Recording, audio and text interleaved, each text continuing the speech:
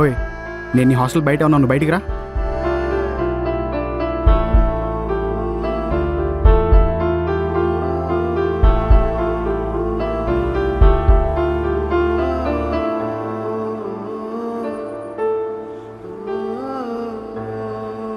Call lift చేయట్లేదు, మెసేజ్కి response లేదు.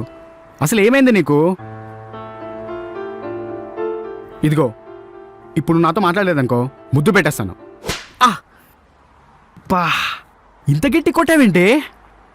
ఇప్పుడు ముద్దు పెడతానన్నందుకు కాదు, మార్నింగ్ తిట్టినందుకు.